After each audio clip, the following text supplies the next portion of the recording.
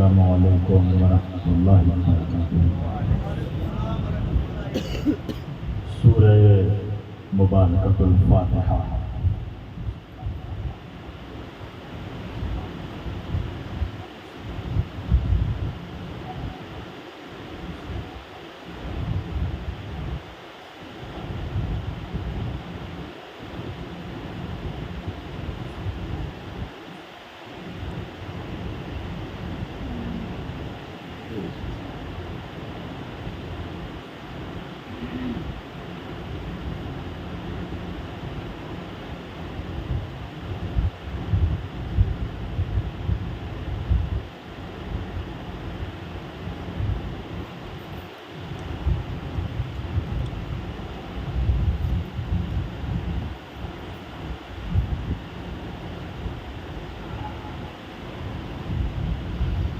لا حول ولا قوة الا بالله العلي العظيم۔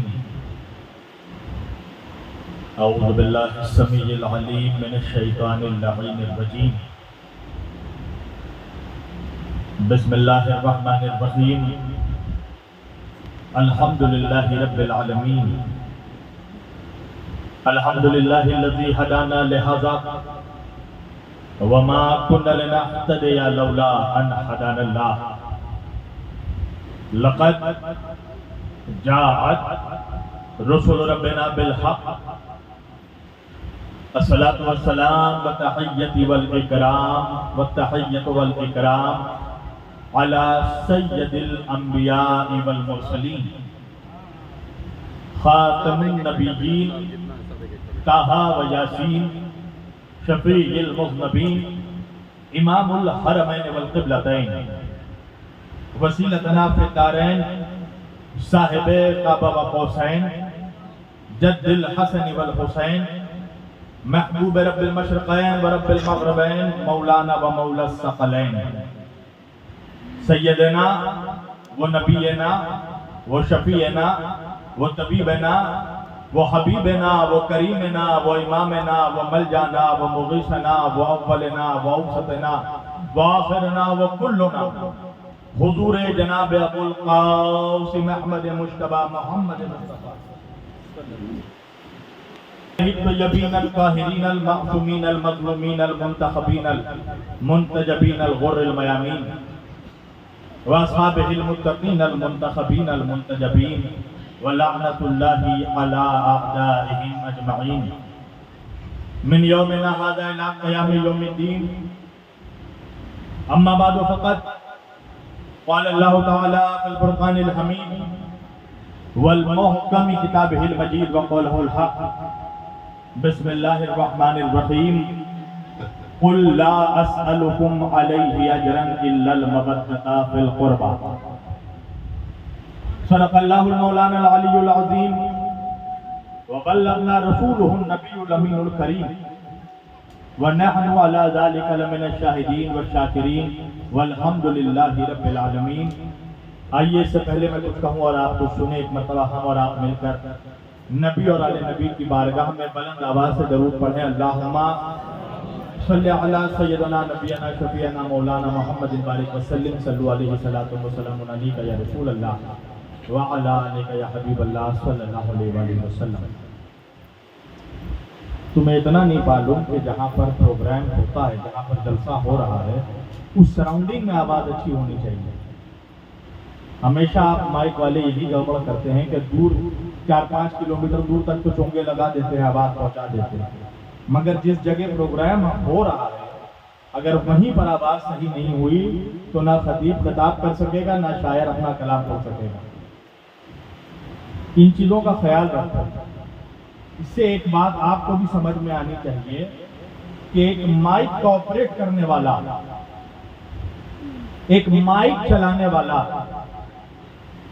ایک مائک چلانے کی ذمہ داری اگر کسی غلط ہاتھ میں پڑ جائے تو آپ دیکھ رہے ہیں کہ حالت کیا ہوتی ہے۔ تو ذرا سوچئے کہ اگر مائک چلانے کی ذمہ داری غلط لوگوں کو دے دی جائے تو یہ حال ہوتا ہے، تو دین چلانے کی ذمہ داری اگر غلط لوگوں کو دے دی جائے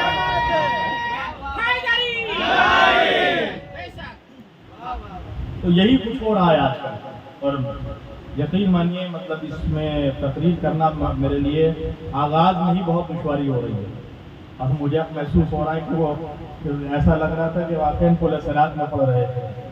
اب میری بھی اس وقت یہی کیفیت ہے، کیونکہ یہ سلو آواز میں بھی جو ہے اس میں کوئی، بہرحال جو نوکری مولا نے لگا رکھی ہے وہ نوکری تو کرنا ہے، چاہے حالات، موسم، یہ چیزیں جیسی بھی ہوں۔ بیٹا تم آج تھوڑا ساؤنڈ بڑھاؤ، میری تقریر سے کسی کا باکس نہیں پھٹتا، صرف منافقوں کا کلیجہ پھٹ جاتا ہے۔ بڑھاؤ تھوڑا بڑھاؤ۔ عزیزان گرامی، میں نے ٹھیک ہے رہنے دو، میں نے آج کے اس مقدس اور معزز اجتماع کے لیے قرآن مجید کی جس آیتیں، دیکھیے ضروری نہیں ہے کہ ہر بات میں چیخ کر پڑھوں، اگر بات میں وزن ہوتا ہے، آپ کے دلیلوں میں اگر وزن ہے تو میں آہستہ سے بھی پڑھوں گا تو آپ دمدار انداز میں سنیں گے۔ لہذا اگر میں بہت زیادہ زور نہ بھی لگاؤں تو اگر باتوں میں دلیلوں میں وزن ہو تو ضرور آپ بولیے گا، اور آپ پر بولنا لازم ہے، اس لیے کہ علی کا ذکر گونگوں کے بیچ نہیں کیا جاتا، اس لیے کہ علی وہ علی ہے جس کا نام لے کر خدا گونگوں کو بھی زبان مل جاتا ہے۔ اگر گونگا بھی نام لے لے تو اس کو وہ بھی صاحب زبان ہو جائے۔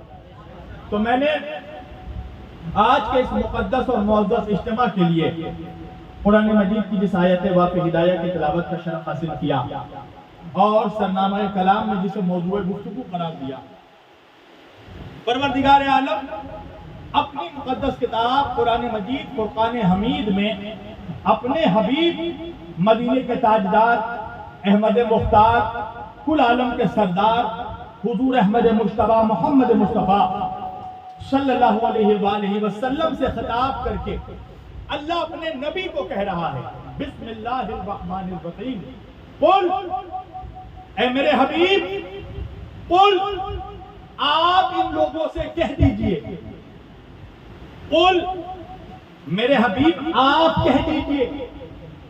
میں نے کہا پروردگار کو خود ڈائریکٹ کیوں نہیں کہتا؟ کہیں اللہ قرآن میں کہہ رہا قل، میرے حبیب آپ کہہ دیجئے، هو اللہ احد، اللہ ایک ہے، اس کا کوئی جوڑا نہیں ہے، آپ کہہ دیجئے۔ ایک جگہ اللہ قرآن میں کہہ رہا ہے قل ان کنتم تحبون اللہ، اے میرے حبیب آپ ان لوگوں سے کہہ دیجئے کہ اگر تم اللہ سے محبت کرتے ہو تو پھر صرف دعوے سے کام نہیں چلے گا، دلیل بھی دینا پڑے گی۔ یعنی کچھ لوگ ہیں نا ہمارے سماج میں جو صرف اللہ اللہ اللہ اللہ اللہ، ایسے ہی اللہ اللہ والوں کے لیے کہہ رہا ہے میرے حبیب ان سے کہیے قل ان کنتم تحبون اللہ، اگر تم اللہ سے محبت کرتے ہو تو دلیل پیش کرو۔ تو بھائی دلیل کیا ہے؟ اللہ کہہ رہا فاتبعونی، ان سے کہو میرے حبیب کہ اگر یہ اللہ سے محبت کرتے ہیں تو فاتبعونی، یہ تمہارے پیچھے چلے، یہ تمہاری اتباع کرے۔ اب اللہ کہہ رہا قل، سورہ شعراء کی آیت ہے، اللہ کہہ رہا قل، میرے حبیب آپ ان سے کہہ دیجئے۔ میں نے کہا پروردگار تو خود ڈائریکٹ کیوں نہیں کہتا؟ اللہ نے ڈائریکٹلی نہ کہہ کر ڈائریکٹ والوں کے چہروں پر ڈائریکٹ تماچا مارا ہے۔ اللہ جانے مجمع کہا ہے، اللہ نے ڈائریکٹ تماچا مارا اور مار کر مولوی کو اس کی اوقات بتا دی کہ تو اس لائق بھی نہیں ہے کہ اللہ تجھ سے ڈائریکٹ کلام کرے۔ میرے حبیب آپ کہہ دیجئے، قل، میرے حبیب آپ کہہ دیجئے، تاکہ ان کو ان کی اوقات پر معلوم پڑ جائے کہ جب اللہ تم سے ڈائریکٹ کلام نہیں کرتا تو تم اللہ تک بغیر محمد کے ڈائریکٹ پہنچ کیسے سکتے ہو؟ قل، میرے حبیب آپ کہہ دیجئے، دیکھو میری کیسے جان لے رہی ہے تمہاری مائی، قل، میرے حبیب آپ کہہ دیجئے، لا اسألکم علیہ اجرا، ہمیں کوئی اجرت نہیں چاہیے، ہمیں کوئی اجر نہیں چاہیے، ہمیں کوئی ٹیکس نہیں چاہیے۔ اچھا آئیے میں آپ کو اس آیت کا پہلے ذرا شان نزول سمجھاتا ہوں۔ اور یہ آیت کب نازل ہوئی اس کا بیک گراؤنڈ سمجھاتا ہوں. میرے آقا کے پاس صلی اللہ علیہ وآلہ وسلم کے پاس مسلمانوں کا بلکہ مالدار مسلمانوں کا ایک گروپ آیا. سارے مالدار لوگ، دولت مند لوگ، اور اپنے ساتھ وہ لوگ ہیرے، جواہرات، موتی، زیورات اونٹوں پر لاد کر ریشمی ملبوسات، ریشمی کپڑے، قیمتی کپڑے، ہیرے، موتی، جواہرات، سونے، گہنے، ساری چیزیں لے کر آئے. اللہ کے رسول صلی اللہ علیہ وآلہ وسلم نے پوچھا کہ یہ چیزیں کیا ہیں، کس لیے لے کر آئے ہو؟ تو ان لوگوں نے کہا کہ یا رسول اللہ، آپ نے ہم تک دین پہنچایا. آقا، ہم انسان تو تھے مگر ہم جانوروں کی طرح زندگی گزارتے تھے. یعنی انسان بشکل حیوان تھے، انسان تھے مگر اندر سے حیوان تھے. تو یا رسول اللہ، آپ نے ہمیں حیوان سے انسان بنایا، پھر انسان سے مسلمان بنایا، مسلمان سے صاحب ایمان بنایا. یا رسول اللہ، ہم 360 بتوں کے سامنے جھک جاتے تھے. کسی بھی طاقتور شے کو دیکھتے تھے جھک جاتے تھے، پیڑ کو دیکھتے تھے اسے سجدہ کر دیتے تھے، سورج کو چمکتے دیکھتے تھے اس کو سجدہ کر دیتے تھے، چاند کو روشن دیکھتے تھے اس کو سجدہ کرتے تھے، تارے کو چمکتے دیکھتے تھے اس کو سجدہ کر دیتے تھے، پتھروں میں سختی دیکھتے تھے اس کو سجدہ کر دیتے تھے، پانی کو بہتے ہوئے دیکھتے تھے اسے سجدہ کر دیتے تھے. تو یا رسول اللہ، ہم تو ہر شے کے سامنے جھک جاتے تھے، 360 بتوں کی پرستش کرتے تھے. آقا، آپ نے ہم تک توحید پہنچایا، آپ نے ہمیں بتایا کہ لا الہ الا اللہ کیا ہے، آپ نے ہمیں سمجھایا کوئی خدا نہیں سوائے وحدہ لا شریک کے. تو یا رسول اللہ، آپ نے ہمیں حیوان سے انسان بنایا، انسان سے مسلمان بنایا، مسلمان سے صاحب ایمان بنایا. یا رسول اللہ، آپ نے ہم تک توحید پہنچائی، آپ نے ہمیں نماز پہنچایا، آپ نے ہمیں سجدہ کرنا سکھایا، آپ نے ہمیں قیام کرنا سکھایا، آپ نے ہمیں سلام کرنا سکھایا، آپ نے ہمیں نماز پہنچائی، آپ نے ہم تک روزہ پہنچایا، آپ نے ہم تک زکوٰۃ پہنچائی، آپ نے ہم تک حج پہنچایا، آپ نے ہم تک کعبہ پہنچایا، آپ نے ہم تک قرآن پہنچایا، آپ نے ہم تک قانون پہنچایا، آپ نے ہم تک احکام پہنچایا، آپ نے ہم تک شریعت پہنچائی. تو یا رسول اللہ، اتنی ساری چیزیں جو آپ نے ہم تک پہنچائی، تو یہ ساری چیزیں پہنچانے میں آقا آپ کو کتنی محنت کرنی پڑی، کتنی مصیبت اٹھانی پڑی، کتنا ظلم سہنا پڑا، کتنی اذیتیں اٹھانی پڑی. آقا، بچپن میں ہی آپ کو یتیمی سہنا پڑا، اسیری سہنا پڑا. یا رسول اللہ، آپ کا سوشل بائیکاٹ کیا گیا. آقا، آپ کو مکے سے جلا وطن کیا گیا. یا رسول اللہ، آپ کو گھر سے بے گھر کر دیا گیا.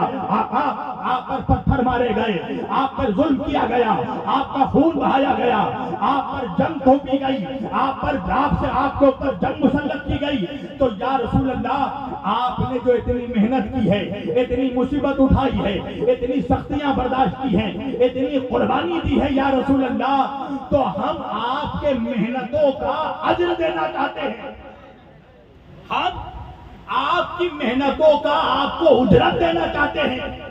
ایک بات ان مسلمانوں کو سمجھ میں آ گئی کہ اسلام ہمیں فری میں نہیں ملا. توجہ کیجئے گا، شریعت ہمیں پھوکٹ میں نہیں ملی، اسلام مفت میں نہیں ملا. کوئی مفتیوں کو سمجھائے کہ شریعت مفت میں نہیں ملی، اسلام فری میں نہیں ملا. تو بھائی، جو اسلام ہم تک رسول اللہ نے پہنچائی ہے، جو دین ہم تک پہنچایا ہے، یہ ساری شریعت کا، دین کا، اسلام کی ایک اجرت ہے، ایک ٹیکس ہے. بھائی، ٹیکس کیا ہے؟ ہم ہندوستان میں رہتے ہیں، یہاں بزنس کرتے ہیں، اس کے لیے ٹیکس پیمنٹ کرنا پڑے گا. ہم مالز میں جاتے ہیں کپڑے خریدنے، کپڑے کے لیے ٹیکس پے کرنا پڑتا ہے. ہوٹل میں کھانا کھانے جائیے، ویٹ ٹیکس پے کرنا پڑے گا. تو دنیا میں کوئی بھی شے فری میں نہیں ہے. میں اس محفل میں فری میں نہیں آیا ہوں، کوئی شاعر فری میں نہیں آیا ہے. اور کہیں پر بھی آپ کو جب فری میں کچھ ملے نا، تو سمجھ لیجئے دال میں کچھ کالا ضرور ہے، یا تو پوری دال ہی کالی ہے. توجہ، اس دنیا میں، اس سوسائٹی میں، سماج میں فری میں کچھ نہیں ملتا. ہر چیز کا ایک ٹیکس ہے، ہر چیز کی ایک اجرت ہے. تو یا رسول اللہ آپ نے ہم تک نماز پہنچائی ہے، روزہ پہنچایا ہے، زکوٰۃ دیا ہے، کعبہ دیا ہے، قبلہ دیا ہے، شریعت دی ہے، قرآن دیا ہے، تو ان سبوں کی بھی اجرت ہے؟ تو اللہ کے رسول نے کہا تم اجرت دینے آئے ہو؟ کہا ہاں یا رسول اللہ، ہم آپ کو آپ کی رسالت کا، نماز کا، روزے کا، حج کا، زکوٰۃ کا، کعبے کا، قرآن کا، ہم آپ کو اجرت دینا چاہتے ہیں۔ تو اللہ کے رسول نے کہا کیا اجرت لائے ہو؟ کہا یا رسول اللہ ہم آپ کے لیے سونے لائے ہیں، چاندی لائے ہیں، جواہرات لائے ہیں، ہیرے لائے ہیں، موتی لائے ہیں، قیمتی کپڑے لائے ہیں، ریشمی لباس لائے ہیں، یا رسول اللہ آپ کی اجرت ادا کرنا چاہتے ہیں۔ ابھی یہ لوگ کہہ رہے تھے، ابھی بات چل رہی تھی کہ اتنے میں اللہ نے جبریل کو بھیجا اور سورہ شعراء کی آیت کو دے کر بھیجا، اور جبریل نے آ کے بعد درود و سلام فرمایا کہ اے میرے آقا، اللہ بعد درود و سلام فرماتا ہے قُلْ لَا أَسْأَلُكُمْ عَلَيْهِ أَجْرًا، ہمیں یہ اجرت نہیں چاہیے، ہمیں یہ سونا، یہ چاندی، یہ ہیرے، یہ موتی، یہ جواہرات، یہ ریشمی کپڑے ہمیں نہیں چاہیے۔ مسلمانوں نے کہا تو یا رسول اللہ آپ کی اجرت کیا ہے، شریعت کی اجرت کیا ہے؟ تو قرآن کہنے لگا اِنَّ الْمَوَدَّةَ فِي الْقُرْبَىٰ، اگر اجرت دینا چاہتے ہو تو ہمیں ہمارے اہل بیت کی محبت دے دو۔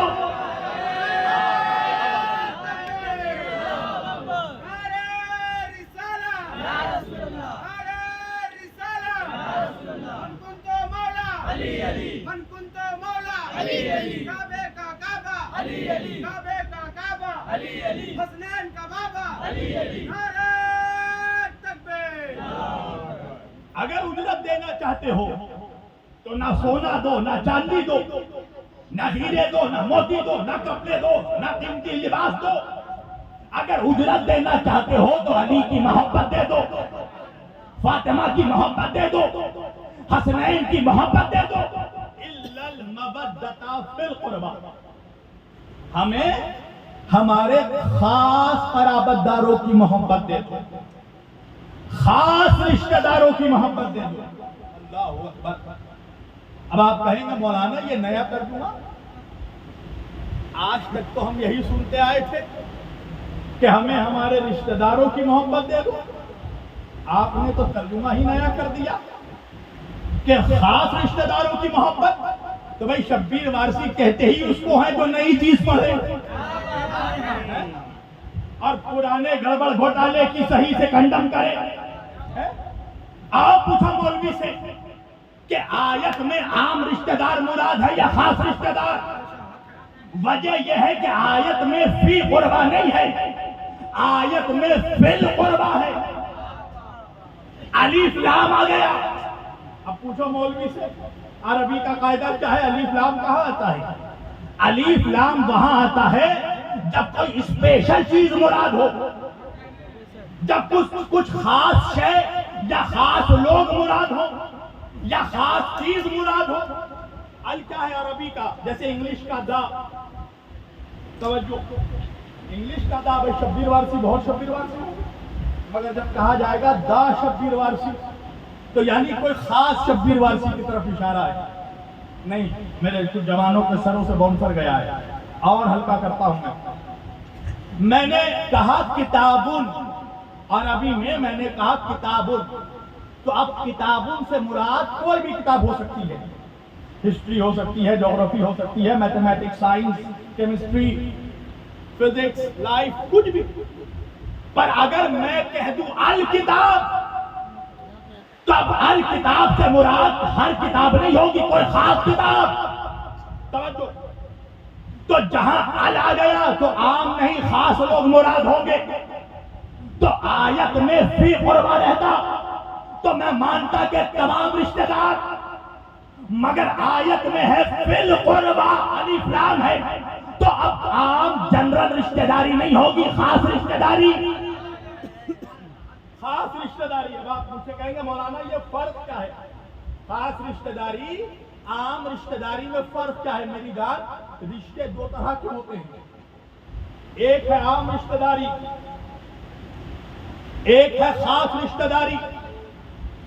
فرق کیا ہے؟ what is the difference between عام رشتہ داری اور خاص رشتہ داری؟ جنرل ریلیشن شپ اور اسپیشل ریلیشن شپ میں فرق کیا ہے؟ عام رشتہ وہ رشتہ ہوتا ہے جو ہم بناتے ہیں، اور خاص رشتہ وہ رشتہ ہوتا ہے جو اللہ بناتا ہے۔ عام رشتہ کیا ہے بھیا؟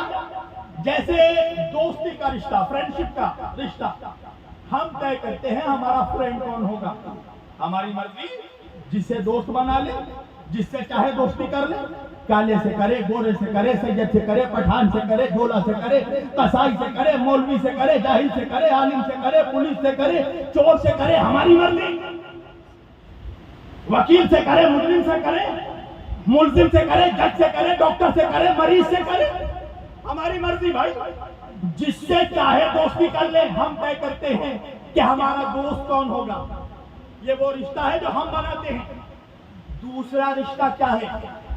بیوی کا رشتہ، یہ بھی ہم طے کرتے ہیں ہماری بیوی کون ہوگی، ہماری مرضی، جس سے شادی کر لے، گوری سے کرے، کالی سے کرے، موٹی سے کرے، چھوٹی سے کرے، لمبی سے کرے، ناٹی سے کرے، جاہل سے کرے، پڑھی لکھی سے کرے، ہماری مرضی ہے بابا۔ خیر آپ تو ہمارے بابا لوگ اس چیز سے مبرہ ہے ماشاءاللہ، یہ تو ہم جنرل لوگوں سے، یہ تو اسپیشل لوگ ہیں، توجہ کیجیے گا، یہ تو کر ہی نہیں سکتے۔ بہرحال ہماری مرضی، جس سے چاہے شادی کرے، گوری سے کرے، کالی سے کرے، یہ ہم طے کرتے ہیں ہماری بیوی کون ہوگی۔ سمجھ میں آیا؟ دوستی کا رشتہ، دوسرا بیوی کا رشتہ، تیسرا رشتہ سسر کا رشتہ، یہ بھی ہم طے کرتے ہیں بابا کہ ہمارا سسر کون ہوگا، ہماری مرضی، جس کی بیٹی سے شادی کرے، ہماری مرضی، جسے چاہے سسر بنا لے، جس کی بیٹی سے شادی کرے، مالدار کی بیٹی سے کریں، غریب کی بیٹی سے کریں، غنی کی بیٹی سے کریں، محتاج کی بیٹی سے کریں، سخی کی بیٹی سے کرے، بخیل سے کرے، ہماری مرضی، جسے چاہے سسر بنا لے، سخی کو بنائے، بخیل کو بنائے، چور کو بنائے، ملازم کو بنائے، ہماری مرضی۔ چوتھا رشتہ ساس کا رشتہ، یہ بھی ہم طے کرتے ہیں ہماری ساسو ماں کون ہوگی، ہماری مدر ان لو کون ہوگی، یہ ہم طے کرتے ہیں، لمبی ہوگی، چھوٹی ہوگی، موٹی ہوگی، بڑی ہوگی، کھڑی ہوگی، ہماری مرضی، جسے چاہے ساس بنا لے۔ تو یہ وہ رشتے ہیں جو ہم طے کرتے ہیں، یہ ہے عام رشتہ داری۔ خاص رشتہ داری وہ رشتے ہیں جو اللہ بناتا ہے، جیسے اولاد کا رشتہ، بڑا سے بڑا مولوی ہو، اگر بیوی پریگننٹ ہے تو وہ پہلے سے ریکمنڈیشن گوئی نہیں کر سکتا کہ بیٹا ہوگا یا بیٹی، اللہ بیٹا دے تو بھی قبول کرنا پڑے گا، اللہ بیٹی دے تو بھی قبول کرنا پڑے گا، اس لیے کہ اولاد ہم نہیں بناتے، اللہ بناتا ہے۔ دوسرا رشتہ بھائی کا رشتہ، یہ ہم نہیں طے کرتے ہمارا بھائی کون ہوگا، اللہ جسے بنا کر بھیج دے، چاہے گورا ہو یا کالا، اسے قبول کرنا پڑے گا۔ تیسرا رشتہ، چوتھا رشتہ، پوتوں کا رشتہ، نواسوں کا رشتہ، ہم نہیں طے کرتے ہمارے پوتے کون ہوں گے، نواسے کون ہوں گے، جسے اللہ بنا کر بھیج دے قبول کرنا پڑے گا۔ اب اللہ آیت میں کہہ رہا ہے فی القربہ، فی القربہ سے سمجھ میں آ گیا کہ سسرالی رشتہ داری نہیں ہے، خونی رشتہ داری۔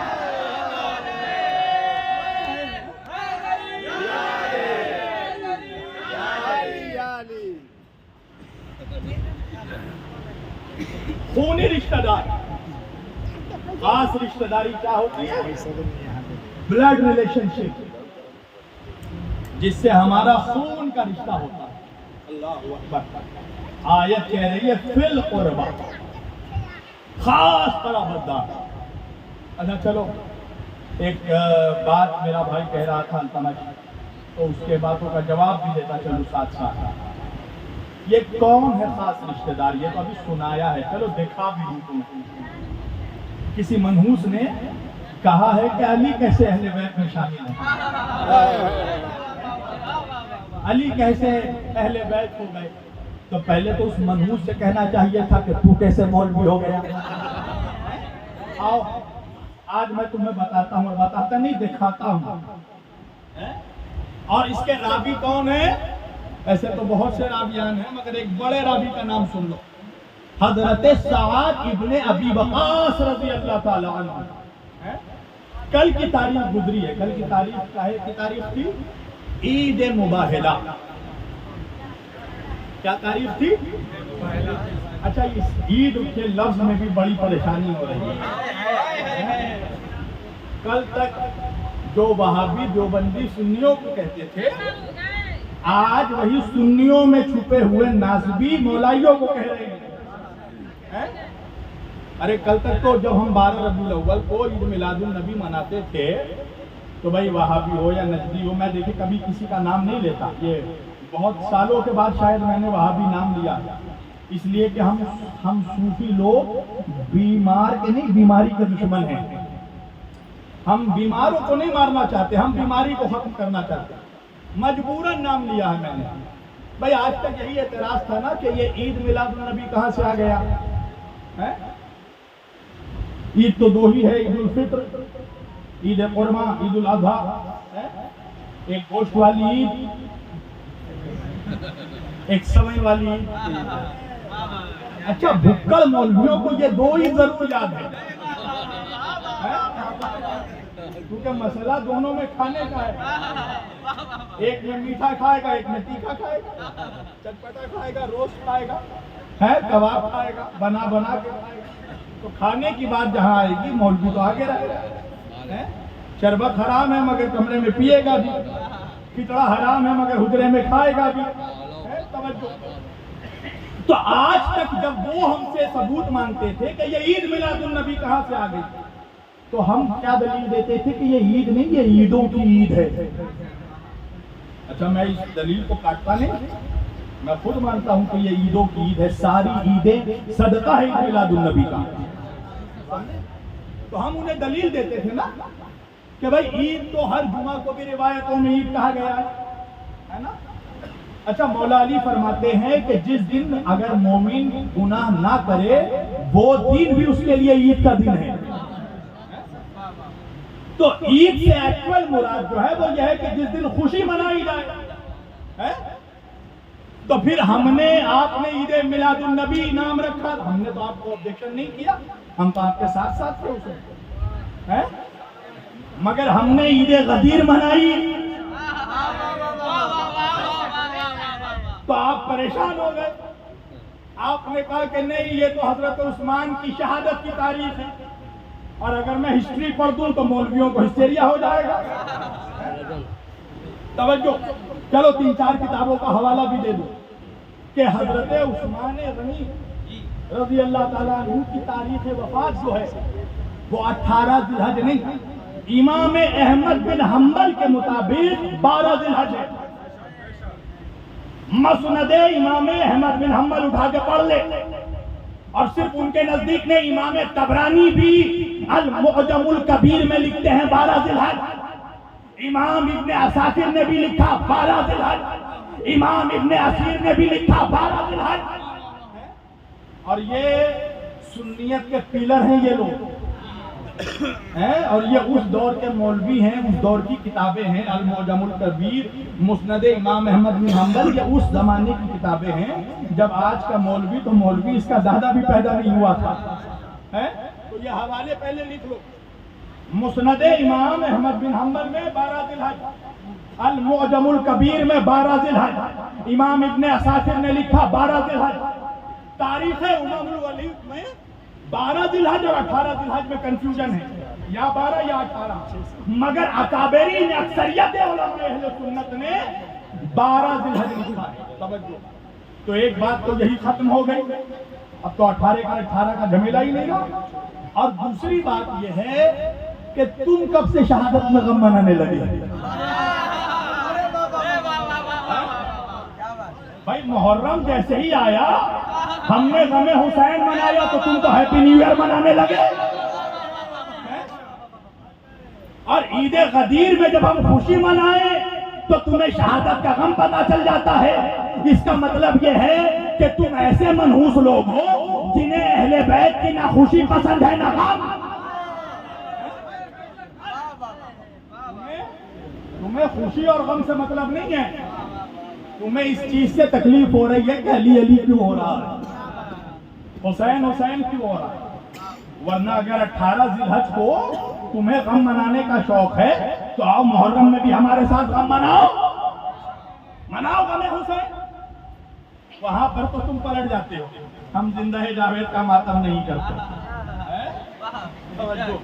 मतलब अजीब और गरीब बात है, यानी जहां चाहो अपनी गाड़ी घुमा दो, ठीक है। तो ईद से मुराद एक्चुअल में है वो दिन जिस दिन खुशी मनाई जाए। अब ईद गदीर में हम क्यों खुशी मनाते हैं? तो पहले हम आपसे सवाल करेंगे कि आप ईद उल फित्र में क्यों खुशी मनाते हैं? आप ईद उल अजहा में क्यों खुशी मनाते हैं? तो मौलवी जवाब देगा वजह यह है कि ईद उल फित्र में रोजा मुकम्मल हुआ, तो जिस दिन रोजा मुकम्मल हो उस दिन मौलवी खुशी मनाए। तो रोजा क्या है? रोजा दीन का हिस्सा है, रोजा मुकम्मल दीन नहीं है, रोजा दीन का हिस्सा है।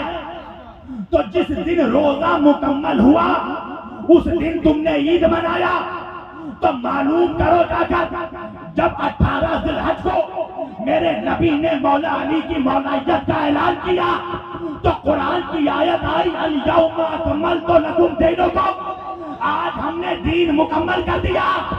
तो जिस दिन रोजा मुकम्मल हो उस दिन ईद उल फित्र मनाया जाता है, और जिस दिन दीन मुकम्मल हो उस दिन ईद गदीर मनाया जाता है।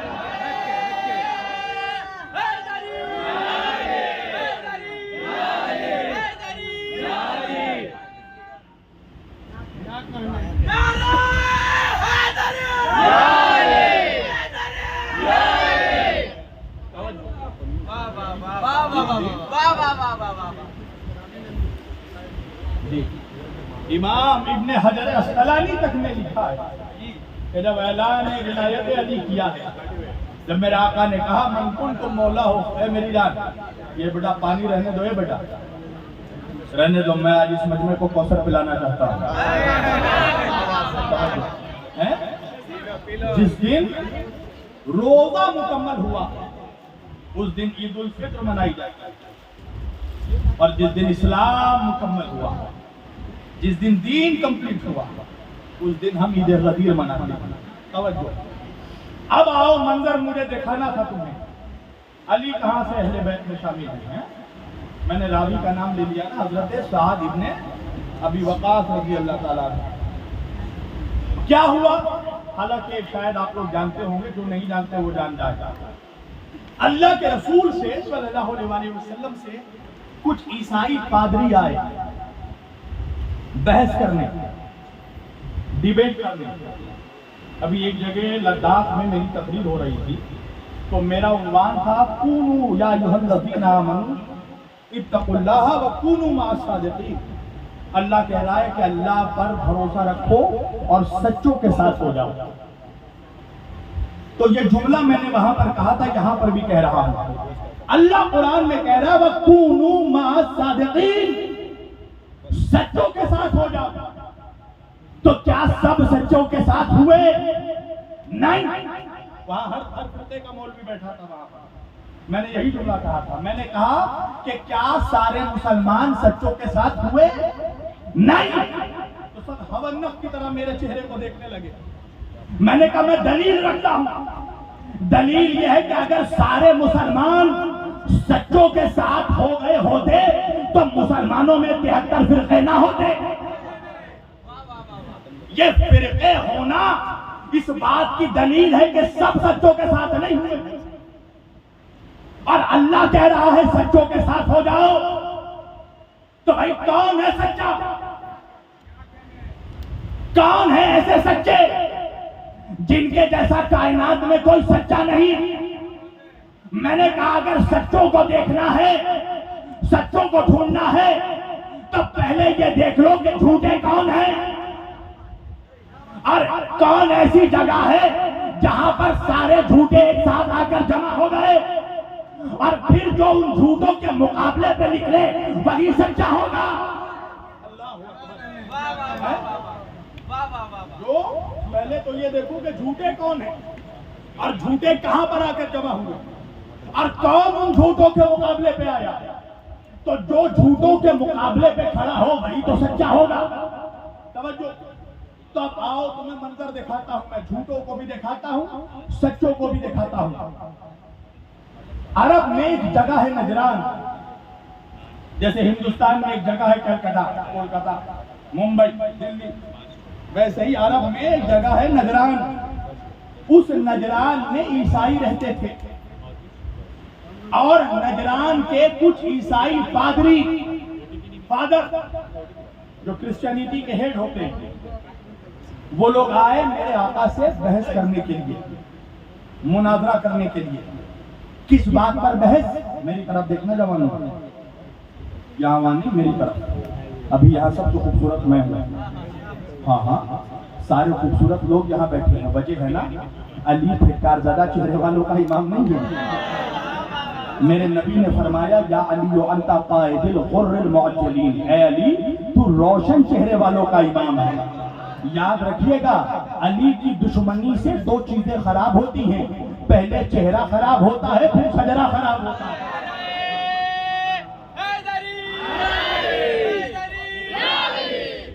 لہذا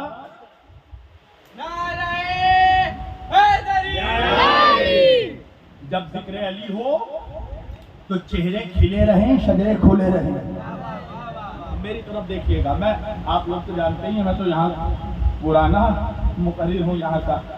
بڑے بڑے جھمیلے جھیلے ہیں میں نے ٹیٹا گڑھ میں, کتنا کچھ جھیلا ہے آپ سب جانتے ہیں. اور ماشاءاللہ آج اس کا نتیجہ بھی دیکھ رہا ہوں, اور اللہ کا شکر گزار ہوں کہ پروردگار نے حسینیت کا یہ چمن سجا رکھا ہے, اور اللہ آپ لوگوں کو نظر بد سے محفوظ رکھے. توجہ. تو آئے نجران کے عیسائی پادری میرے آقا سے ڈیبیٹ کرنے, بحث کرنے. کس بات پر بحث؟ عیسائیوں کا عقیدہ ہے کہ عیسیٰ علیہ السلام ابن اللہ ہے. ابن اللہ یعنی اللہ کے بیٹے. اور ہم مسلمانوں کا عقیدہ کیا ہے؟ عیسیٰ علیہ السلام ابن اللہ نہیں, عبد اللہ ہے, نبی اللہ ہے, یعنی اللہ کے عبد ہیں, اس کے نبی ہیں, اس کے رسول ہیں. تو وہ عیسائی پادری آئے میرے آقا سے بحث کرنے. سب سے پہلے میرے نبی نے ان سے دلیل پوچھی کہ آپ کے پاس کیا دلیل ہے کہ عیسیٰ اللہ کے بیٹے ہیں. توجہ. اور اپنے جوانوں سے بھی کچھ باتیں میں بتا دوں. جب تم سے بھی کوئی کاؤنٹر سوال کرنے آئے نا, جب کوئی تم سے سوال کرے آ کے, تو تم جواب دینے سے پہلے اس سے کاؤنٹر سوال کرنا. جب وہ تم سے کہے کہ تعزیہ قرآن میں دکھاؤ, تو تم پہلے سوال کرنا کہ تراویح قرآن میں دکھاؤ. وہ جب تم سے کہے نا, وہ جب دیکھو مائک میں بول رہا ہوں اور مجھے معلوم ہے چونگا کہاں تک لگا. اور الحمدللہ اللہ نے جب پیدا کیا تھا تو ڈر ہڑتال میں تھا. الحمدللہ میں کل ڈرا نہ آج ڈرتا ہوں. پہلے کاؤنٹر سوال کرنا. جب کوئی پوچھے علم دکھاؤ حدیث میں, تو اس سے کہنا 20 رکعت تراویح دکھاؤ پہلے حدیث میں. تو بھیا تم عقیدت میں جو چاہو کرو, ہم تعزیہ اٹھائیں تو چہرہ بدل جائے. کہا جاتا تعزیہ کیوں, نقل بنانا جائز نہیں ہے, شبیہ بنانا جائز نہیں ہے. اچھا آپ نے دیکھا ہوگا ہمارے قوم میں کچھ سبز لوگ ہیں, دیکھنا بھی چاہیے بھائی. میں حدیث پڑھ رہا ہوں, 2 چیزوں کو دیکھنے سے آنکھوں کی روشنی تیز ہوتی ہے. ایک قرآن کی آیتوں کو, دوسرا گرینری کو. سبزے کو دیکھنے سے تو اس کا چہرہ مت دیکھنا, مگر سبزے کو ضرور دیکھنا. آپ سمجھ گئے نا, سبز لوگ. ابھی تو رنگ برنگی ہو گئے ہیں وہ, جب سے بیچارے بدنام ہوئے ہیں رنگ چینج ہونے لگا. تو آپ نے دیکھا ہوگا کہ وہ جب امامہ پہنتے ہیں تو امامے میں ایک جوتا لگاتے ہیں, نالین. ان سے کہیے کیا ہے یہ, تو وہ کہیں گے کہ نالین ہے. کہے کس کا نالین ہے؟ کہنے نالین تو ہے مگر نالین رسول کی شبیہ ہے.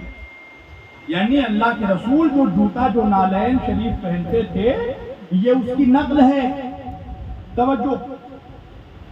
تو اس سے کہیے کہ یہ جو تم نے نالین لگایا ہے یہ کسی صحابی کی سنت ہے, کسی تابعین نے لگایا, تبع تابعین میں لگایا, تو وہ کہے گا کہ نہیں یہ تو عشق ہے. توجہ. تو میری جان تو نبی کے عشق میں اگر نالین پہن لے اور پہن کے چاروں گلی میں گھومتا رہے تو وہ جائز ہے، اور اگر ہم حسین کا تعزیہ بنا کر، کربلا کا تعزیہ بنا کر گلیوں میں گھمائیں پریشانی ہو جاتی ہے۔ تو جوانوں، اب جواب کا ٹائم چلا گیا، اب پہلے کاؤنٹر کوشچن، جو آپ سے سوال کرے اس سے پلٹ کے سوال کرو۔ ایک مولوی نے مجھے مناظرے کا چیلنج کیا، میں نے کہا ایکسیپٹڈ، چیلنج ایکسیپٹڈ ہے، مگر شرط یہ ہے کہ مناظرہ خواجہ کے گنبد کے نیچے ہوگا۔ اب جہاں معاملہ خواجہ کا گنبد کہا جاتا ہے تو اچھوں کے گلے کی ہڈی اٹک جاتی ہے، تو اس نے کاؤنٹر میں مجھ سے کہا کہ نہیں، مصطفیٰ کے گنبد کے نیچے ہوگا، گنبد خضرا کے نیچے، سمجھے آپ؟ میں نے کہا تیرا باپ دے گا ٹکٹ اور ویزے کا پیسہ، اور اگر میں وہاں پر ایرسٹ ہو گیا تو تیرا باپ چھڑائے گا مجھے۔ یہ آپ سمجھ رہے ہیں میں کیا کہنا چاہ رہا ہوں؟ کاؤنٹر کوشچن پہلے کرو پھر جواب دینا۔ توجہ، تو پہلے میرے نبی نے انہی سے سوال کیا کہ تمہارے پاس کیا دلیل ہے کہ عیسیٰ اللہ کے بیٹے ہیں؟ تو وہ عیسائی پادری کہنے لگے کہ چونکہ عیسیٰ علیہ السلام بغیر باپ کے پیدا ہوئے، تو بغیر باپ کے پیدا ہوئے تو ابن اللہ ہے، اللہ کے بیٹے ہیں۔ تو میرے آقا نے مسکرا کر کہا کہ اگر اس دلیل پر تم عیسیٰ علیہ السلام کو اللہ کا بیٹا مانتے ہو کہ وہ بغیر باپ کے پیدا ہوئے، تو تمہیں چاہیے کہ پہلے آدم علیہ السلام کو اللہ کا بیٹا مانو، اس لیے کہ وہ بغیر باپ اور بغیر ماں کے پیدا ہوئے۔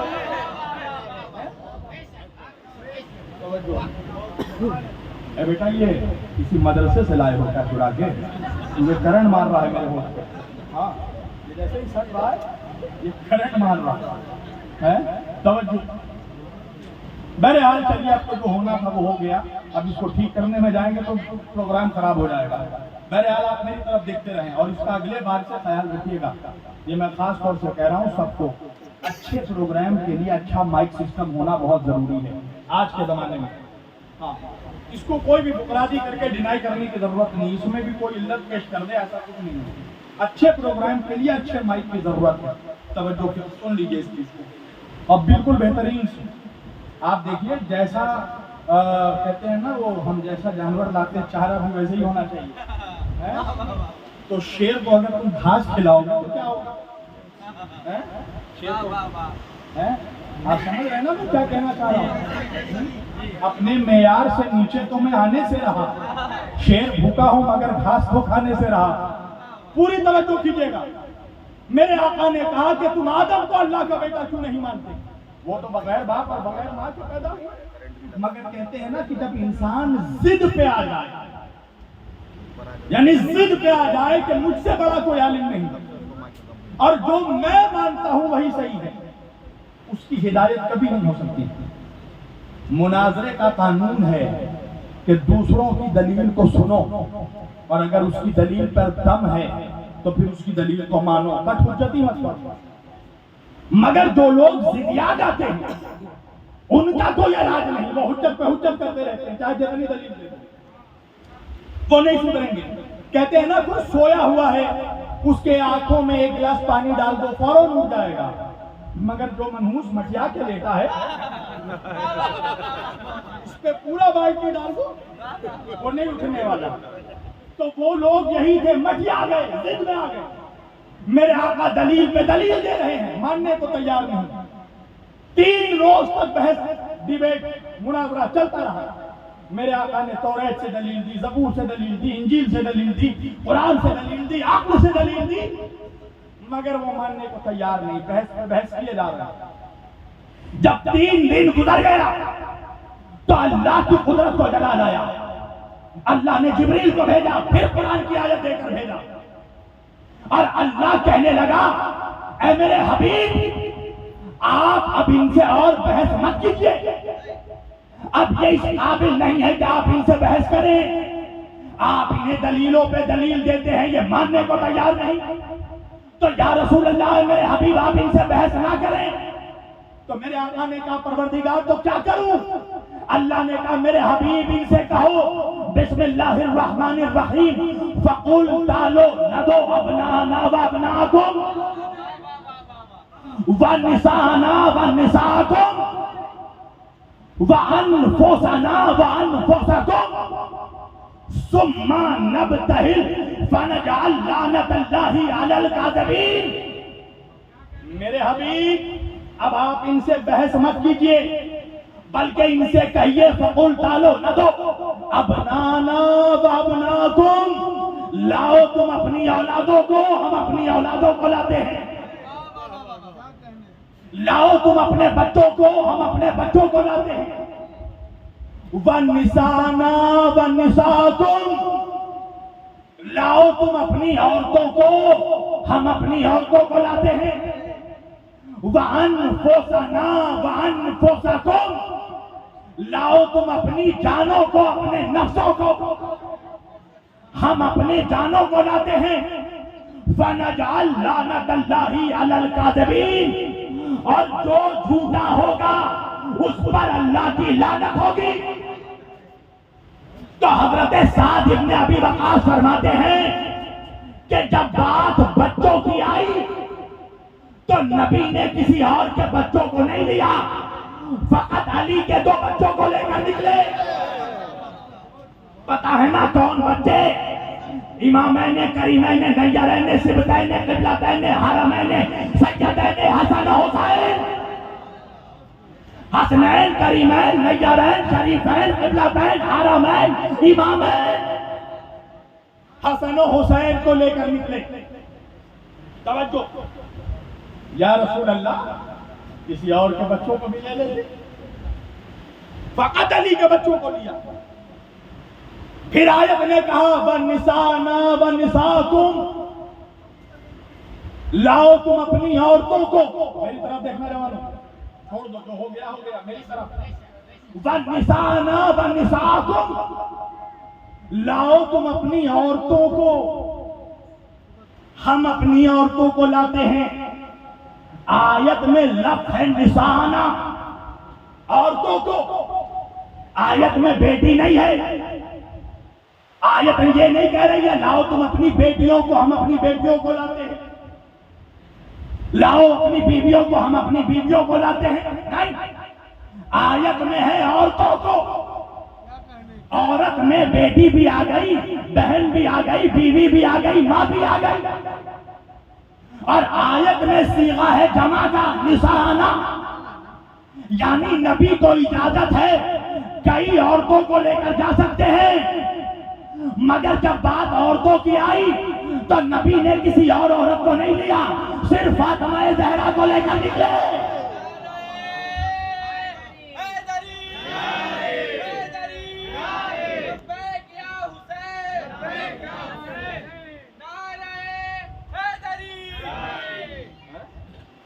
جب بات عورتوں کی آئی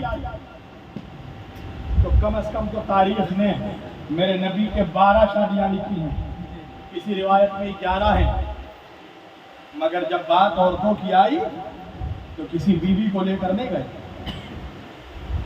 کسی اور عورت کو لے کر نہیں گئے، فاطمہ زہرا کو لے کر نکلے۔ پھر آیت آگے بڑھی وَأَنفُسَنَا وَأَنفُسَكُمْ، لاؤ تم اپنی جانوں کو، ہم اپنی جانوں کو لاتے ہیں۔ پھر آیت میں جمع کا صیغہ تھا، نبی کسی اور مرد کو بھی جان بنا کر لے کے جا سکتے تھے، مگر جب بات جانوں کی آئی تو کسی اور کو نہیں لیا، فقط علی کو لے کر نکلے۔ بڑی عجیب بات ہے نا، آیت میں ہے جمع کا صیغہ اور نبی کہیں واحد لے کر جا رہے ہیں، کہیں تسنیہ لے کر جا رہے ہیں۔ تو جو آیت ہے ابنانا جمع ہے، کئی بیٹوں کو لے کے جا سکتے ہیں، کئی بچوں، مگر حسن و حسین کو لے کر گئے۔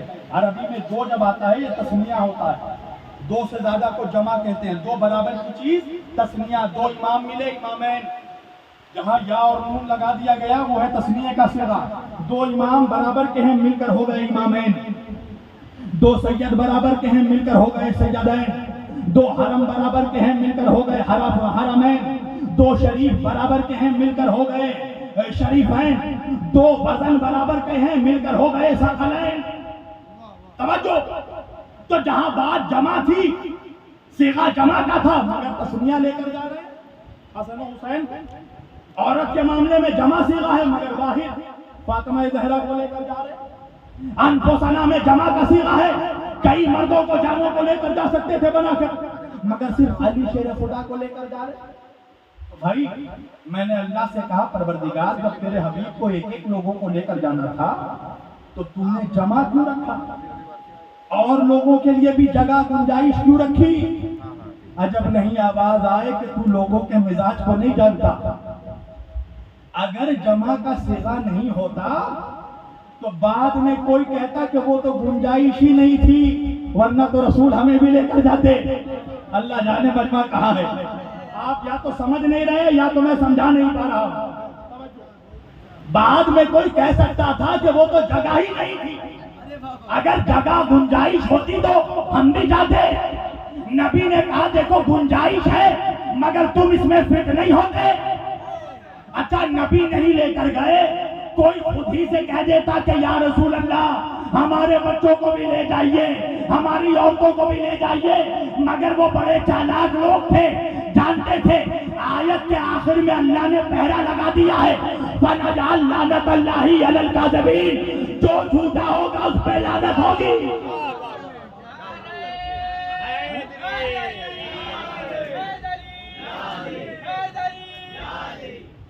تو وہ جانتے تھے کہ پنجتن کے مقابلے پہ جو گیا وہ جھوٹا ہوگا. اگر زبردستی گئے تو لعنت ہمارے ہی اوپر برسے گی. اس لیے کہ نبی کو ایسے سچوں کو لے کر جانا تھا کہ کائنات میں جن کے جیسا کوئی سچا نہ ہو. اب آؤ, لوگ پوچھتے ہیں نا پنجتن کون ہے, آپ تمہیں سمجھاتا ہوں پنجتن کون ہے. نبی نکلے اکیلے گھر سے, ایک تن. نبی کے ساتھ علی نکلے ہوئے 2 تن, علی کے ساتھ فاطمہ نکلی ہوئے 3 تن, فاطمہ کے ساتھ حسن نکلے 4 تن, حسن کے ساتھ حسین نکلے 5 تن. بیدم یہی تو 5 ہے مقصود کائنات. خیر النساء حسین و حسن مصطفیٰ علی. اب آؤ سمجھاتا ہوں اہل بیت میں علی کیسے. حضرت سعد ابن ابی وقاص رضی اللہ تعالیٰ عنہ فرماتے ہیں کہ جب نبی اپنے ساتھ علی, فاطمہ, حسن و حسین کو لے کر نکلے تو نبی نے اپنی کالی کملی, کالی چادر. اچھا یہ بھی عجیب بات ہے, منحوس کہتا ہے کالا کپڑا پہننا بدعت ہے, اور خود ہی کہے گا کہ ہم کالی کملی والے کے امتی ہیں. اور دیکھیے عجیب و غریب بات ہے, بھائی نبی نے اپنی کالی کملی, اپنی کالی چادر علی, فاطمہ, حسن و حسین کو اڑایا, اور اڑانے کے بعد چادر کے دونوں کونوں کو پکڑا اور پکڑ کر آسمان کی طرف دیکھا اور دیکھ کر کہا اللہم ہؤلاء اہل بیتی, اے اللہ تو گواہ ہو جا کہ یہی میرے اہل بیت ہیں.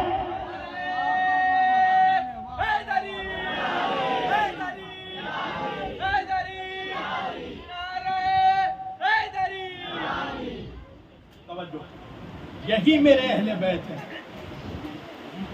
اور میرے آقا جب لے کر جانے لگے اللہم ہؤلاء اہل بیت, پروردگار گواہ ہوتا یہ میرے اہل بیت ہیں. اور یہ کہہ کر جب نبی جانے لگے میدان مباہلہ میں تو روایتوں میں یہ جملے لکھے ہیں کہ جو عیسائی پادری تھے وہ سرنڈر ہو گئے. ان پادریوں نے کہا کہ اب ہم ان سے اور بحث نہیں کریں گے, اب ان سے اور ڈیبیٹ نہیں کریں گے. تو ان کے جو شاگرد تھے, چیلے تھے, اچھا کبھی چیلوں کے اکسانے میں بھی استاد اکسا جاتا ہے, یہ بھی ایک میٹر ہے, سمجھ رہے ہیں, کہیں مرید خراب نہ ہو جائے, یہ ایسا بھی ہوتا ہے, توجہ کیجیے گا. تو شاگرد کہنے لگے کہ اب تک تو خوب بحث کر رہے تھے, مسلمانوں کے رسول توریت, زبور, انجیل, قرآن, عقل, ہر شے سے دلیل دے رہے تھے, تم دلیل ماننے کو تیار نہیں تھے, اور آج کیا ہو گیا کہ مباہلہ ہونے سے پہلے ہی پیچھے ہٹ گئے. اچھا آپ کو یہ بھی سمجھا دوں کہ مباہلہ کہتے کس کو ہیں, مباہلے کا کنسپٹ کیا ہے یہ بھی سمجھا دوں. 24 ذی الحج جو کل گزری ہے, मुबाहिले का कंसेप्ट क्या है? जब दो लोगों में बहस होती है ना, बहस, और बहस होने के बाद दोनों ये मानने को तैयार ना हो कि हम गलत हैं, दोनों अपने अपने जगह अड़े हुए हों, कोई हार मानने को तैयार ना हो, तो ऐसे मौके पर जब मुनाजरे का कोई हल नहीं निकलता तो मुबाहिला होता है। मुबाहिला किसको कहते हैं? जब दो फरीक़ैन में कोई हल न निकले तो दोनों एक साथ मिलकर हाथ उठाकर अल्लाह की बारगाह में दुआ करते हैं कि परवरदिगार हम में से जो भी झूठा हो तो उस पे अपनी लानत फरमा, जो भी झूठा हो उस पे अल्लाह की लानत हो। तो आप समझ में आया नबी किस लिए जा रहे थे मुबाहिले में? क्यों अल्लाह ने कहा कि लाओ तुम अपनी औलादों को, हम अपनी औलादों को लाएंगे, लाओ तुम अपनी औरतों को, हम अपनी औरतों को लाएंगे, लाओ तुम अपनी जानों को, हम अपने जानों को लाएंगे, जो झूठा होगा उस पर अल्लाह की लानत होगी। तो नबी जब अली, फातिमा, हसन और हुसैन को लेकर जाने लगे तो वो ईसाई पादरी पहले ही सरेंडर हो गए। अब हम इनसे बहस नहीं करेंगे। शागिर्दों ने कहा कि अब तक तो मुसलमानों के रसूल दलील पे दलील दे रहे थे, तुम बहस पे बहस किए जा रहे थे, आज क्या हो गया कि मुबाहिला शुरू होने से पहले ही पीछे हट रहे हो? तो ईसाई पादरियों ने कहा वजह यह है कि हम अपनी आंखों से देख रहे हैं कि मुसलमानों के रसूल आज अपने साथ जिन लोगों को लेकर आ रहे हैं इनके चेहरे के नूर को देखकर पता चलता है कि अगर ये लोग इशारा कर देंगे तो पहाड़ अपनी जगह से हट जाए।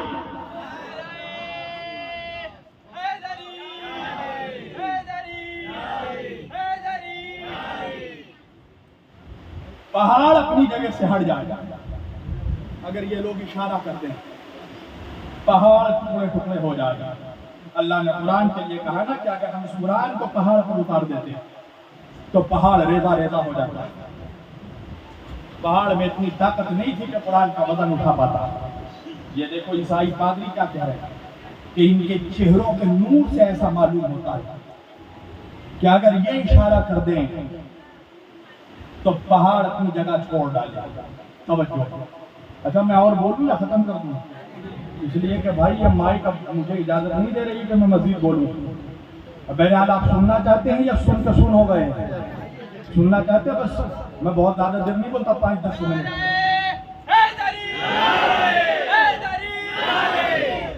इल्लल मवद्दता फिल कुर्बा। तवज्जो। अब समझ में आया कि खास कराबतदार कौन है? अली, फातिमा, हसन और हुसैन। और नबी कह रहे हैं कि इनकी मवद्दत हमें दे दो। यानी हम जो नमाज पढ़ते हैं ये फ्री में नहीं, नमाज की उजरत है। हम जो सजदा करते हैं फ्री में नहीं, सजदों की एक उजरत है। हम जो रोजा रखते हैं फ्री में नहीं, रोजे की उजरत देनी पड़ेगी। हम जो हज करते हैं फ्री में नहीं, उसकी उजरत देनी पड़ेगी। उजरत क्या है? अली, फातिमा, हसन और हुसैन की मोहब्बत। और लफ्ज मोहब्बत भी नहीं है आयत में, लफ्ज है मवद्दत। मवद्दत किसको कहते हैं मैं समझाऊंगा आपको। मवद्दत कहते हैं एक्सट्रीम लेवल की मोहब्बत को। मोहब्बत की भी कई किस्में हैं। तवज्जो। एक्सट्रीम लेवल की मोहब्बत को कहते हैं मवद्दत। और नबी ने अहले बैत की एक्सट्रीम लेवल की मोहब्बत मांगी है, शिद्दत वाली मोहब्बत। मुझे मेरे अहले बैत की मोहब्बत दे दो। इसका मतलब क्या है? नमाज की उजरत अहले बैत की मोहब्बत, रोजे की उजरत अहले बैत की मोहब्बत, हज की उजरत अहले बैत की मोहब्बत, ज़कात की उजरत अहले बैत की मोहब्बत, कुरान की उजरत अहले बैत की मोहब्बत, काबे की उजरत अहले बैत की मोहब्बत, शरीयत की उजरत अहले बैत की मोहब्बत। और अब मैं आपको समझाता हूँ उजरत क्या होती है। भाई कुरान पढ़ते हैं ना आप लोग हैं? अब तो हमारे घरों में जल्दी कुरान भी नहीं निकाला जाता है। कुरान तब निकलता है जब कोई बुढ़िया मर नहीं रही हो, कर निकाल के जल्दी सूरह यासीन फूको। और या तो दहेज में बेटी को दे देती है और वो भी ससुराल में जाकर शेल्फ में रख देती है। आपको पता है जिस घर में कुरान मौजूद हो ताकों में और घर वाले कुरान नहीं पढ़ रहे हो تو قرآن خود صاحب خانہ پر لعنت کرتا ہے. قرآن خود اس گھر والوں پر قرآن لعنت کرتا ہے جس گھر میں قرآن رکھا ہو مگر کوئی پڑھنے والا نہ ہو. اور میں اپنے جوانوں کو، بھائیوں کو، بہنوں کو، سب کو ایک نصیحت کرتا ہوں کہ قرآن کا ترجمہ پڑھو. ترجمہ ضرورت نہیں ہے ہر کوئی حافظ جی بن جائے یا حافظ جی بن جائے. قرآن رٹنے کے لیے نہیں آئی ہے فقط، قرآن زندگی بدلنے کے لیے آئی ہے. قرآن کسی کو مارنے کے لیے نہیں، مرے ہوئے انسان کو زندگی دینے کے لیے قرآن آیا ہے. 2 پیج روزانہ قرآن کا ترجمہ پڑھو. ترجمہ جو بھی زبان کو میں آتی ہے، وہ بنگلہ، اردو، کم از کم 52 سے زیادہ زبانوں کا ترجمہ ہے قرآن کا کیا. 2 پیج ترجمہ پڑھو اور پڑھنے کے بعد اپنے گھر کا ماحول دیکھنا کچھ مہینے میں. قرآن ماحول بدل دیتا ہے، انسان کا کردار بدل دیتا ہے، لوگوں کی سوچ کو قرآن بدل دیتا ہے. پڑھ کر دیکھو قرآن کا معجزہ. 2 پیج کم از کم قرآن پڑھو روزانہ. میں خاص طور سے کہہ رہا ہوں اور اپنے وارثی بھائیوں کو تو بالخصوص کہہ رہا ہوں. یاد رکھنا میرے نبی اہل بیت اور قرآن دونوں کو چھوڑ کر گئے تھے. جس نے قرآن کو چھوڑا وہ بھی گمراہ ہے، جس نے اہل بیت کو چھوڑا وہ بھی گمراہ ہے. ہاں تو فقط علی علی کرو گے اور قرآن نہیں پڑھو گے تو سمجھو گے علی راضی ہے نہیں. اگر فقط حسین حسین کرو گے قرآن نہیں پڑھو گے اور یہ سوچو گے کہ حسین راضی ہے نہیں. یا حسین بھی کہنا ہے اور قرآن بھی پڑھنا ہے، کیونکہ حسین نے کٹے ہوئے سر سے بھی قرآن کی تلاوت کی اور کر کے قرآن کی اہمیت بتائی تھی. پڑھ کر دیکھو اور معجزہ دیکھنا. قرآن ایک جیتا جاگتا معجزہ ہے.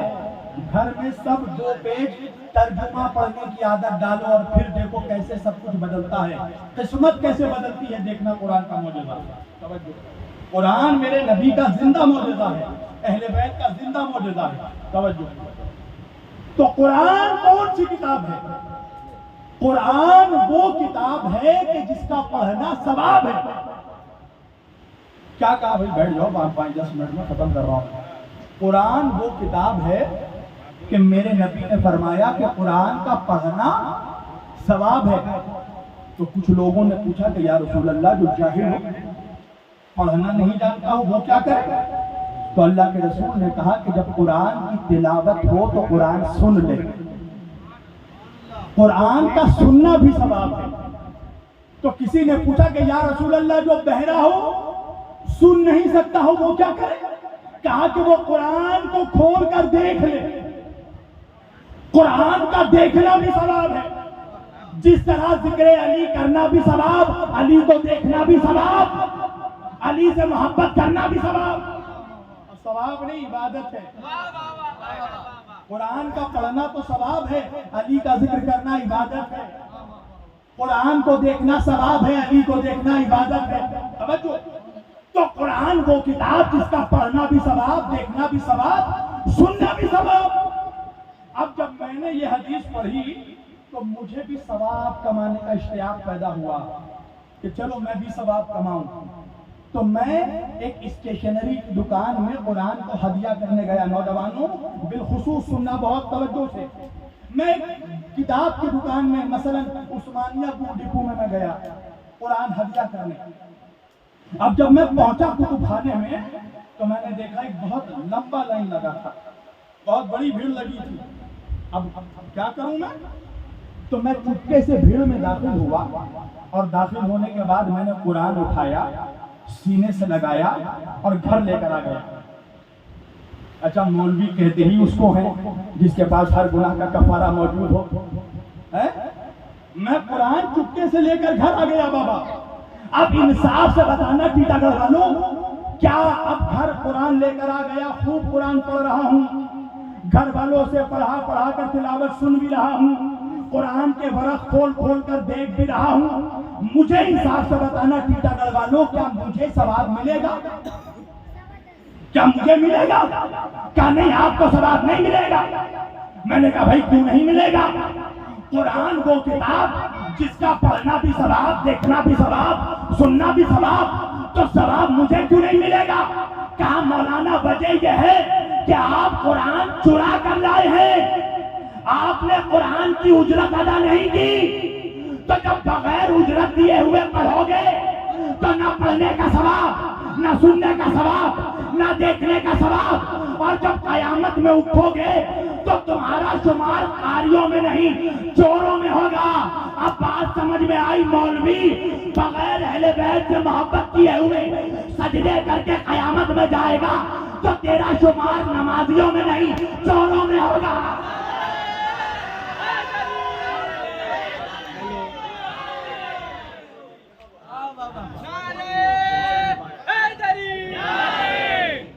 تیرا شمار نمازیوں میں نہیں ہوگا۔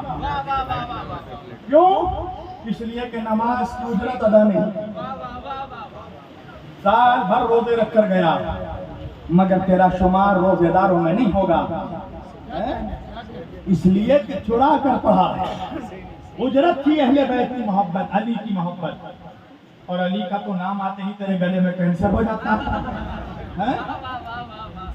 توجہ، تو چرا کر دین لیا تو نے، تو تیرا شمار عبادت گزار میں نہیں، مولویوں میں نہیں، چوروں میں ہوگا اگر اہل بیت کی محبت نہیں کی۔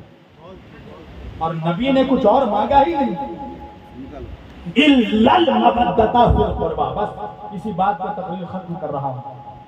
نبی نے، یہ قرآن کی آیت ہے، قرآن ہے، قرآن ملا کا بیان نہیں، یہ اللہ کا فرمان ہے۔ اِلَّا الْمَوَدَّةَ فِي الْقُرْبَى، آیت میں لفظ محبت بھی نہیں ہے، آیت میں لفظ ہے مودت کا۔ مودت کس کو کہتے ہیں؟ محبت کی سب سے اونچی قسم کا نام ہے مودت، محبت کی سب سے اعلیٰ قسم کا نام ہے، ایکسٹریم لیول کی محبت، ایکسٹریم لیول کا لو، یہ کہلاتا ہے مودت۔ اب آپ کہیں گے مولانا ذرا فرق کر کے بتاؤ، چلو ایک فرق بتاتا ہوں تمہیں۔ یہ التمش صاحب بیٹھے ہیں، صوفی صاحب بیٹھے ہیں، محبت کرتے ہیں نا مجھ سے یہ لوگ، حشمت بھائی ہیں مجھ سے محبت کرتے ہیں، سب بابا ہیں، یہ لوگ سب مجھ سے محبت کرتے ہیں نا۔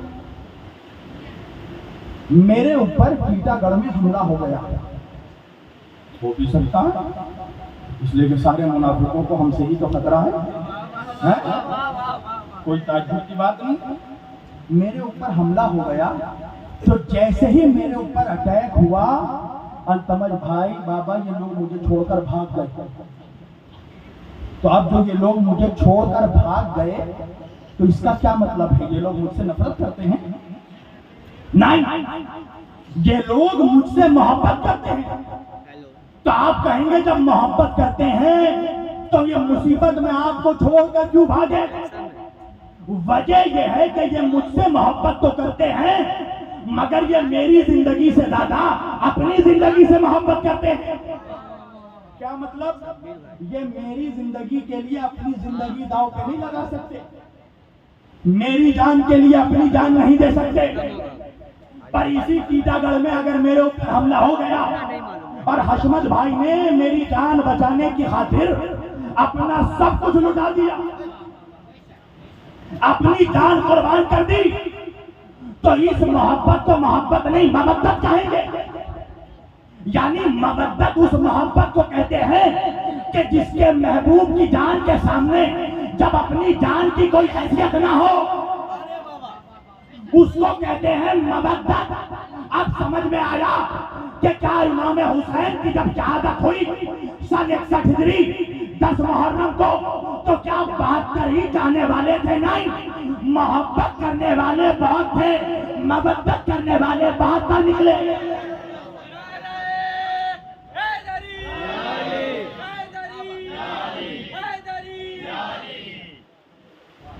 محبت کرنے والے بہت تھے، مودت کرنے والے بہت کم تھے، جو اپنے لیے، جو اپنی جان کو کچھ نہیں سمجھتے تھے اہل بیت کے آگے، اس کو کہتے ہیں مودت۔ آپ کہیں گے مولانا محبت کرنے والے تھے، بہت تھے میری جان، اگر محبت کرنے والے نہیں ہوتے تو کربلا کے بعد انتقام کن لوگوں نے لیا؟ امام حسین، چاہنے والوں نے ہی تو لیا، محبت کرنے والوں نے ہی تو لیا، مگر مودت کرنے والے 72 تھے۔ مودت کس کو کہتے ہیں اور آسان لفظوں میں سمجھا دوں. مچھلی کو دیکھا آپ نے؟ اچھا، ہر شے کی ایک ذبیحہ ہوتی ہے. بکرے کو آپ بکرے کا ذبیحہ کیا ہے؟ اس کے گلے میں چھری چلا دینا. اونٹ کا ذبیحہ کیا ہے؟ اونٹ کو نہر کیا جاتا ہے.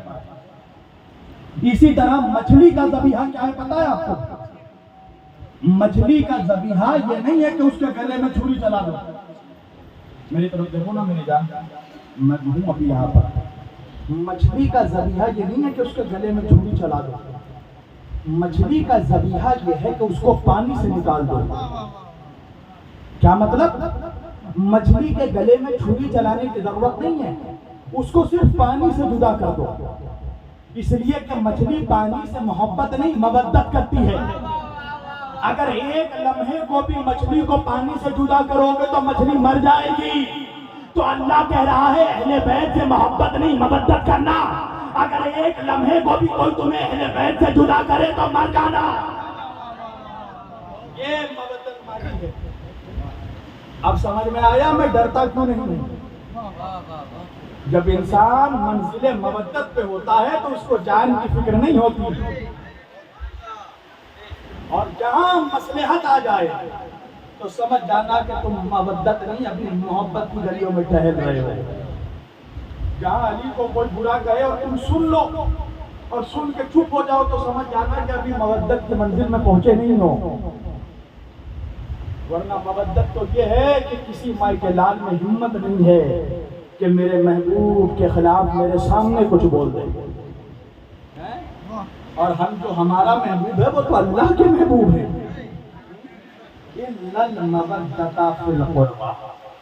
مودت مانی ہے اہل بیت کہ اگر دینا چاہتے ہو تو اہل بیت کی مودت کو ختم کر دینا. نبی نے کچھ نہیں مانگا مسلمانوں تم سے، یاد رکھنا. اور نہ تو تمہاری اتنی اوقات ہے کہ تم دو گے. تم تو فطرہ کھا لیتے ہو، زکات کھا لیتے ہو، تم دو گے کیا؟ کھانے پہ آ جاؤ تو نہ یتیموں کو چھوڑتے ہو نہ اسیروں کو چھوڑتے ہو.